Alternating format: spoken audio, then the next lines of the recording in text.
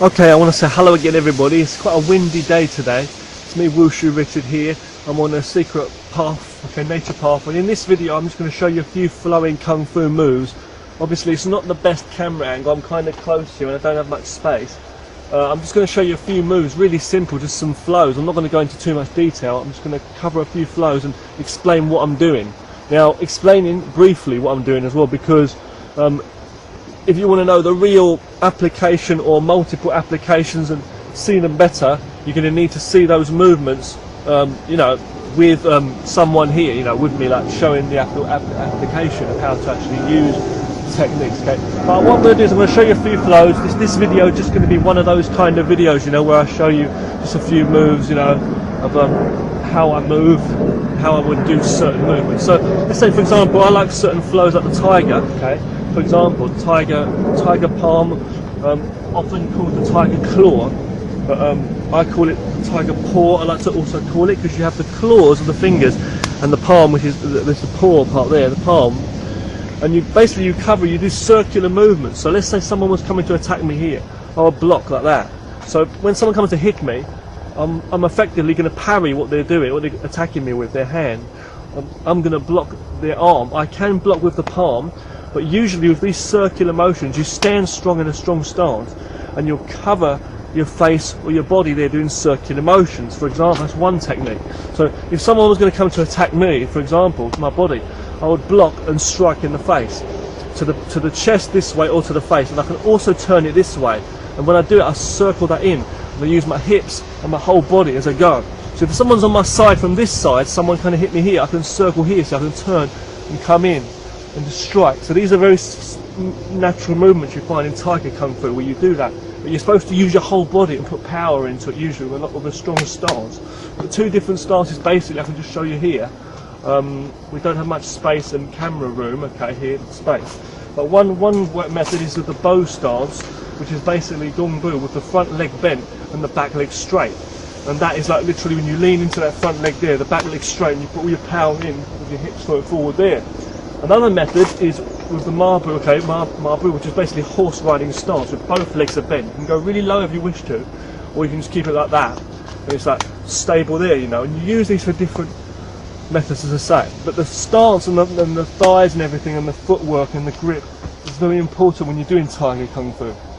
No matter how you stand, just standing here bending your knees, you're going to make sure that you cover and you've got very good base standing feet there.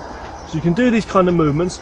In the Tiger Kung Fu also they've got different movements, okay, and you see different methods, like with the crane and the tiger blended, especially in Hong Gar, which is another style, okay, Hong Quan in Mandarin Chinese, where they've got different dynamic tension and techniques like this, where they use like one finger like this and they've got the three fingers like that's another hand position, you see, not only like this but also like this. And sometimes it's like more of a natural way, but you see where they express this one finger here and this energy, it gives you a certain kind of energy to this area here of the palm when you're going, and through the fingers and the dynamic tension and the energy through the arm. So, and you can roll over like this and do different techniques too. It's got different methods. For example, when you're grabbing and stuff, you might grab here an arm, let's say, with someone's arm, when they kind of grab you, or here they might grab you, you might grab them. But it's like if there's a grab, it's like the three fingers there, and this part's open. They said the tiger's jaw or the mouth, tiger's mouth, and you go there, you see, and you can grab. But it's like usually like that. And then 1, 2, 3, and then the last part here, the L shape, you just grip. But you work with that whole palm, and you can work with locks and stuff, and you use all your forearms to block solidly when you're blocking. Someone's going to touch me there, I might simply palm his hand away if he goes to grab me, or I might just cover down, see? The same thing also, not only can we just circle around here protecting our face or our body, but if someone's coming up high up here, I can also open up that way on the outside. So there I can do circular motions there. I might block him out and strike him there. In the past I've done a lot of videos on tiger techniques too. You can also go really low and do a low block here, blocking my body here or my groin, and strike up there. You can also go up that way or in. You can also go to the side also. If someone's going to grab my shoulder, I might go up here. I might even grab his arm, and this palm here I can also palm and hit him in the side of the gut on the outside there. So as I'm doing motions, you see motions which are very similar to like Wing Chun sometimes. For example, doing the circle, see, I might block either my arm here or grab his wrist like that. But as my arm goes, this waist turns in and this strikes there. You don't always need to do such big stances. You can do them small, but you've got to be solid. You don't always have to go so low, but you do need to have a solid base too. And work your breath, and don't always be so tense, but you need to be tense and powerful when you need to be, especially in the Tiger system of Kung Fu. Okay, now I'm not an expert in the Tiger system of Kung Fu, but I do have my fair share of basic training. Okay, when it comes to knee techniques and kicks and stuff, it's something you've got to work out gradually as you do. But in this video, I'm mainly just working on some basic hand techniques. Now, bearing in mind, you can also use elbows and things. You can work on different arm locks as well. Sometimes you might change into a fist like that. Working from the different motions, this or this, the hand positions. Your wrists have got to be flexible still. Do some exercise with your whole body, your back and everything. Your shoulders, you might go to an arm lock with a shoulder there. There's many different techniques, but I'm just explaining briefly for you here, okay? Elbows, solid elbows with the flat part, not the point. But if someone's here and coming to attack me, I might grab that arm, see, and do an elbow using my whole body motion to go across, so do that. But when someone's facing you here, if you're facing someone, if you go right across, be careful, because sometimes they can trap you. One hand here, push you across or hit you in the gut. Usually when we're fighting, we keep our elbows tucked in here low, to protect our body. And on the side, just like boxing and just like Wing Chun.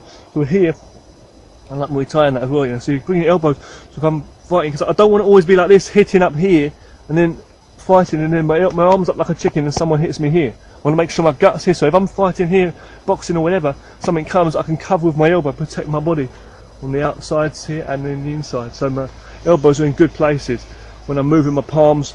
And as I say, you can be very natural when you're doing it. So you get your palm techniques to strike, you know, just even striking. If someone comes to hit me, I can parry and strike to the face. Also, I can do things like that. I can block up there and strike. Different things you can do, but just make it natural when you do it. But also, you can go back into boxing and just do boxing when you go in. I was going to show you some like kind of Tai Chi flows and stuff in this video. I'm not going to go too deep though. I might do some more in another video. Okay. Probably will, and that's just basically the other techniques you can do, working with similar stance work and that. When you're doing softer movements, so you can do that. I might be doing a bit of a Tai Chi kind of flow. You know, I can work with that point of the elbow, like I was saying as well, but usually with the flat part hitting in and the point for certain points as you're coming in there. But when you're doing the movements though, I might be circling with a ball like this, doing circular kind of Tai Chi motions there. I might come with my hands together. You might do things like where my hands are like together.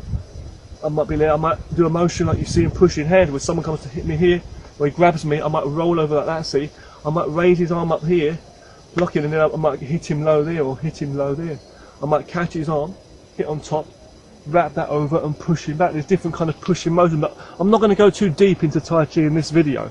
I'm just saying basic things like, so you're more softer when you're doing Tai Chi, like the block and the push there, see? You're more softer with your palm motions and how you do it. But you can say work in different motions, so you can work it in together with like the hard and the soft, like a tiger, for example, this kind of motion here, and then things like with the palms. So when you're doing certain kind of movements, like hooking like this kind of motion with the balls and the ball and all that, you know, when you're doing that, you might roll over there. See, I might go from this way. It's not just to look pretty, but different things. Like I might be grabbing an arm and see under here. I might catch him under my arm here, or here I might grab an arm, roll over, go into a lock, bring him down. Got different locks and stuff you do in Tai Chi and in Tiger as well. See, so solid stances. I might come over here, see, block over and strike, see. It could be like a tiger. I can step across, do the elbow. I can open up my hand there, catch that down, block down. Here, see. So you're flowing the hands in a similar way sometimes. So you're utilising everything. I can utilise a low side kick, fair enough. I can utilise, if someone can grab me, I might move his hand to the side, knee him. There's different techniques you can do. Okay, but there's a lot of techniques to take in, but I'm just saying, with things like that, when you see this kind of motion with the hooking hand, for example, like in Tai Chi and this kind of thing, you know, like this, or like there, when I might be going into a tiger kind of thing with this hand here as well. When I'm doing these kind of motions, you see, I'm imagining I'm pulling the arm down and catching. This is holding his wrist, this is on top of his elbow here. I might wrap around, go on top there, so I might go back to a push, but you always got to remember the hip alignment as you're pushing in. If you're on the side, you've got to know why you're on the side. You don't want to lean too far. You know, make sure you've got base, see, that's the most important thing. Huh? You've got to understand how to roll these hands flowing. So it's just basically like a little introduction really to some flowing moves for Kung Fu for people that don't understand. But the stance work, you've really got to make sure you're stable. They say you should learn to stand still before you can move. It's the same as your mind. You should learn to have an empty mind and think and hear before you, or like to absorb information. You know, don't keep talking. You should like learn to have an empty mind, receptive to things, you know, learn how to receive, you know, and not only to deliver always, you know what I mean?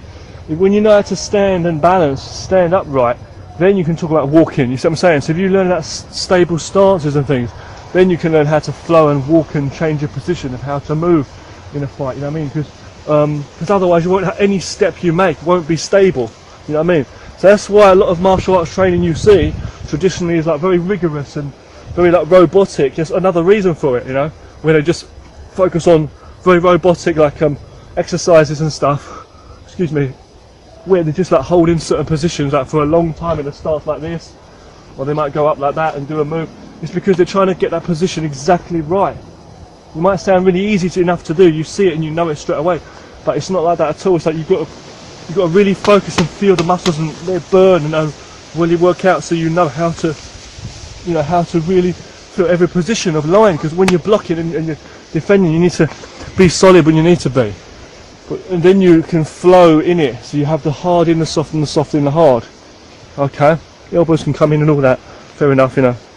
Someone comes to hit me there, I can block that, grab his hand, elbow across, cover here, hit low, hit high, whatever. You work it and covering, you know, your hands in the right places. I'm going to stop this one here. Thanks for watching. It's a very simple introduction kind of video to some tiger kind of kung fu, tiger style kind of techniques, but also it emphasising some soft movements I just showed you there with some Tai Chi, not going too deep, but just explaining a few things, alright? Thank you for watching. Train hard and stay safe. More stuff always to come from me, Wushu Richard. Take care now. Be careful everywhere you go and avoid trouble and danger if you can.